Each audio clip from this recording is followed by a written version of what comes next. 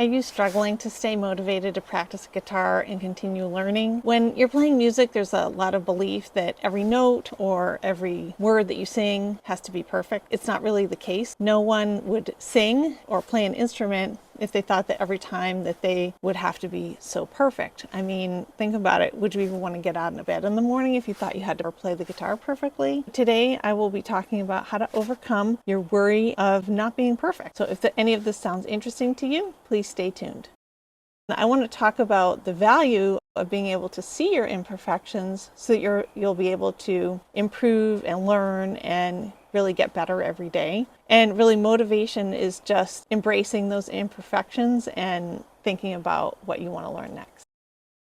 Being imperfect is really every time I pick up the guitar or every time I open my mouth to sing. It can be just because it's having a bad day. It can be I just haven't really practiced, or I'm just learning a new song. For me, being imperfect is okay, because if I'm not being imperfect, I'm probably not learning anything, or there's no space to learn. I want to ask the question for you, what is imperfect? And I want to present an example where being imperfect is not matching some expectation or level of output. So if you give the example of a 5-year-old is singing the Star-Spangled Banner at an event, you're probably not going to expect them to hit every note perfectly, or if they forget some of the words, that's not going to be that much of a surprise because they're 5 years old. But then if you take and think about what do you expect from someone who is much more experienced, like Adele or Christina Aguilera, and they're singing the same song, do you think that you'd have a different level of expectation for the outputs? Would it be different? I think it would be, at least for me. I would think it would be different. Think about you and your playing and singing, and what are your expectations of yourself? And I think sometimes we're too hard on ourselves. We think that we have to sound like the original. We have to be perfect all the time. And if you think you need to be perfect all the time, you probably won't ever start. In this video today, I want to talk about several aspects of getting over your concern about being embarrassed, and then this leads to your motivation and being able to continue to practice and learn. So the things I'm going to be covering today are expectations, your level of experience and acceptance of where you are in your journey, and then ability to assess how you're doing and then where to improve. And lastly is how to stay positive. If you like this sort of video, please make sure to like, comment, and subscribe to help me grow my channel, and also make sure that you get the latest videos as I release them. Thanks. So in thinking about expectations, I gave the example of the 5-year-old singing the Star-Spangled Banner. Part of the expectation setting is understanding where a person is and what their experience is and what their backstory is. If I meet someone and they say they've been playing guitar for 20 years, I'm going to be thinking about their level a little bit differently than maybe someone who picked up a guitar 3 months ago. They're in two vastly different spaces, and that's okay. And it can be the person who has played for 20 years, took 15 years off and hasn't played in a while, so they're a bit rusty. But essentially, you're trying to understand where is this person in their journey, and then also taking that same expectation on yourself. And I think about, if you give an example of someone who is able to play a song on day one, you'll think, wow, that's really good. And then someone else who's been playing for 20 years tries to play the same song and they can't play it. Well, is it because they didn't know that song, or is it because they just never really were able to learn?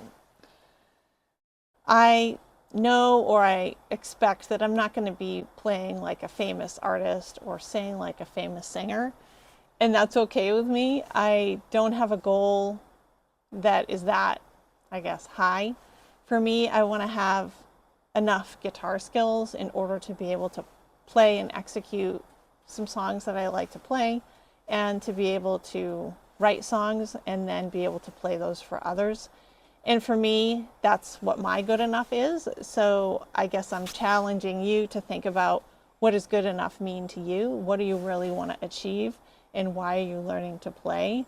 And if you think about that, it will help you figure out what your goal is and then how to get there. And to be clear, there's a very large range of newbie guitar person that never played the guitar and maybe just picked up a guitar today, and that famous person that's playing in front of large audiences. There's a lot of range of opportunity there to choose where you want to be. I really started playing as a way to write songs. I had started playing ukulele and I had decided to do 90 song in 30-day challenge. And through that, the ukulele just was not enough instrument for me, so I decided that it was time to learn guitar. But I never really lost that ideal that the reason I was learning guitar was to be able to write songs, because that's what I really enjoy. When I started, my goal was really just to get good enough to be able to play 3 chords or so. And I think I hit that target in about a month. So it wasn't too long to be able to get to this reasonable goal. And for me, learning more chords and being able to play more complex, we'll say, strumming patterns and other aspects of playing became more important, because then you can have more interesting melodies and you can make more interesting songs this way. And then the other thing that I've done is I play covers so that I can learn other people's songs, and that in itself is a learning experience, because if you're going to write songs, you need to learn how other people have written their songs.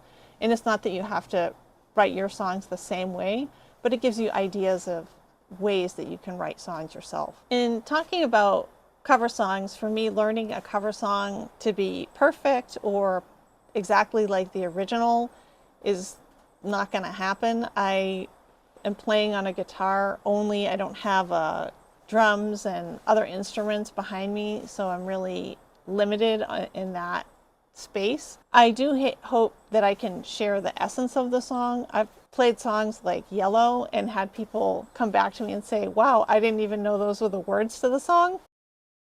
So let's dive into acceptance. Sometimes I am successful with song singing and sometimes I'm not, but I accept that it's never going to be perfect, and that's okay. And similarly, like if you're a new musician, you're going to have to accept whatever your level is on any particular day. And really, you just have to do your best, keep practicing, and just keep learning. Get over that fear and concern that you're not perfect, because I'm doing this out in front of everyone on YouTube. I'm not perfect.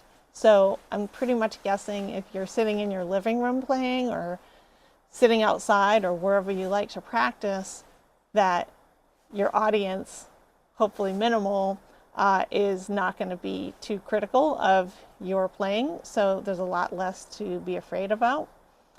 And in this space of acceptance, you really have to, once you start putting yourself in front of others, you have to take a lot of feedback and criticism, and that can be hard. Some people, it's really tough. But for me, I look at it as, sometimes I might initially think, oh, they didn't like that song. But then when I look at the details, it's like, oh, they're giving me some nugget of something that I can work on for the next time, and it will give me more opportunity to learn. And I think as a guitar player, being able to accept that feedback is really important. For me, it's really gold. Let's jump into the next item, assess and improve. There's always going to be gaps in your journey and on your way to get better. I usually record myself and review it and then make changes and then kind of go in this loop until I feel it's what I feel is good enough. Really, perfection is your vision or your guidepost. It's not necessarily what is, good enough for you. So there's these levels. This perfection is, everyone thinks this is sung perfectly, and then there's levels below that. And so you have to figure out what is good enough for you. Realistically, you can make movement towards perfect. So there's this, I think, about a line, and you keep cutting it in half of getting halfway closer to perfect. And you're just going to keep getting better and better and better. And you may never get to it. Likely you're not going to get to it, but you can get closer. I'm in a public venue with YouTube, so I'm sharing a lot of things that sometimes are what I think is good enough, but some people might not think it's good enough, and that's okay. I think that's just part of the learning journey. So I hope that me sharing some of my examples will give you more confidence to go out there and give it a try. If you look at yourself and really evaluate your performance with a critical eye, you're going to understand what you need to change and then try again. And then just keep going through that process. You're going to get incrementally better each day. And that's what you want to do in learning guitar. It doesn't always have to be in the same direction either. So there's no, hey, I'm going to teach someone guitar and I'm going to teach it in this order, this way. It doesn't always have to be like that. Sometimes it can be you have interest in a particular area, so you want to focus on strumming, and you're really interested and excited about that. So you go and you learn that. And then you might think, well, I want to learn some new songs. And so you pick some songs that maybe are a little bit harder for you. So then you go in that direction. Or you could think, well, maybe now's the time that I really want to learn music theory. I'll go in that direction. There's no perfect process and steps in which you learn. Everyone learns a little bit differently. Some people like to read about the music theory and then try to implement that. I'm a hands-on person, so I'm kind of the opposite. But every person is going to be a little bit different in their how they learn and the method that they learn. Some like a visual, some like to hear, some people will have the hands-on. So you get the idea here that every person in their learning journey is going to be a little bit different. And you just have to embrace what makes you happy in this journey of learning. Because if it's not fun, you're just going to quit. And there's no point in that. The idea of accepting your current level and knowing that you need to get better. Think about having a little bit more of a thick skin and try not to get emotional about feedback and letting the feedback wash over you instead of paralyzing you. You still want to listen to what the feedback is so that then you can drive improvement. The last item is staying positive. Being positive sounds easy.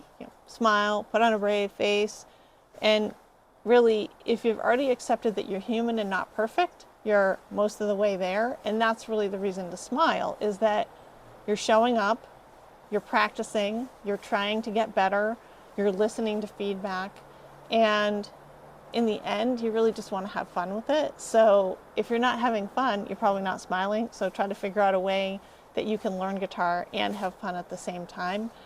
Just yesterday, I was looking for some other songs to play on guitar, and I came across the song Mustang Sally, and I thought, wow, that's a really cool song. And then I just wanted to grab my guitar and play it right away. And so it is kind of, sometimes you just find these things that will motivate you and get you excited.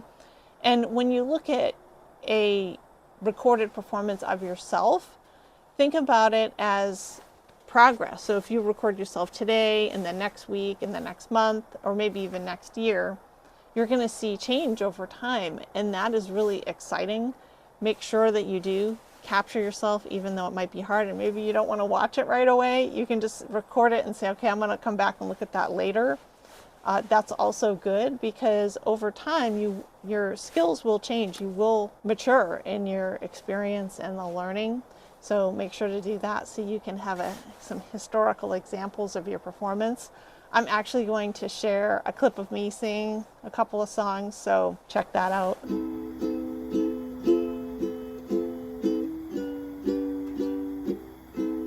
I feel the chill in my bones as I sit outside. How did I get here far, far away from where life began? At least the cold makes me feel like I'm alive.